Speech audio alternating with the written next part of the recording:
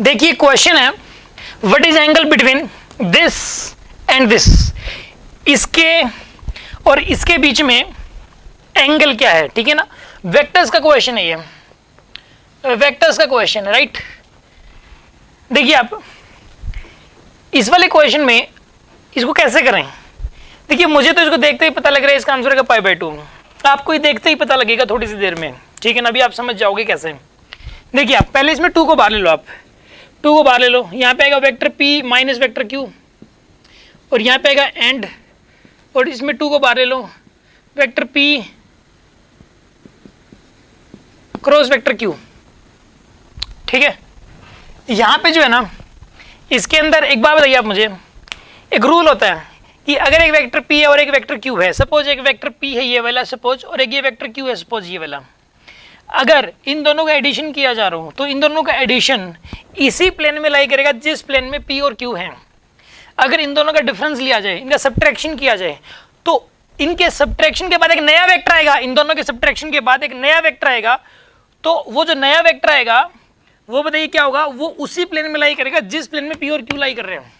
ये एक रूल होता है कि जो 2 वेक्टर्स दिए हुए हैं, ये मतलब मैं ये बात कैसे कह सकता हूँ। देखिए आप मुझे एक बात बताइए, जैसे मान लो वेक्टर p है, इसमें i कैप और j कैप लिखा हुआ है, सपोज ये वाला है i, सपोज इसकी वैल्यू है 2i कैप 3j कैप, ऐसे मैंने मान लिया, और सपोज इसमें भी i कैप j कैप ही है, मान लो i cap minus 4j cap ऐसा है।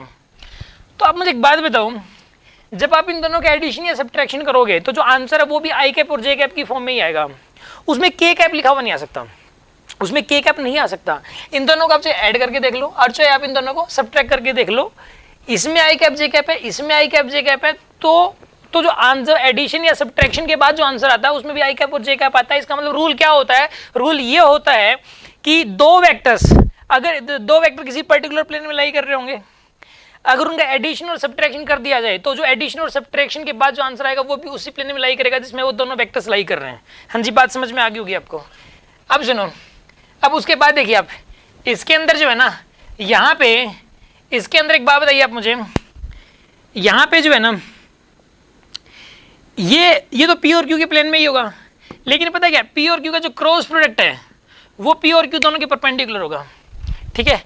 ये p और q का जो क्रॉस प्रोडक्ट होगा वो क्रॉस प्रोडक्ट उस किस में लाई करेगा पता है, ये जो डिफरेंस है ये जिस प्लेन में लाई कर रहा है, यानी कि p और q जिस प्लेन में लाई कर रहे हैं उस प्लेन के परपेंडिकुलर लाई करेगा ये। क्योंकि यार आपको पता है ना कि 2 वेक्टर्स p और q का जो क्रॉस प्रोडक्ट आता है, वो जो क्रॉस प्रोडक्ट है वो p के भी परपेंडिकुलर होगा, q के भी परपेंडिकुलर होगा, मतलब उस प्लेन के ही परपेंडिकुलर होगा जिस प्लेन में p और q लाई कर रहे हैं।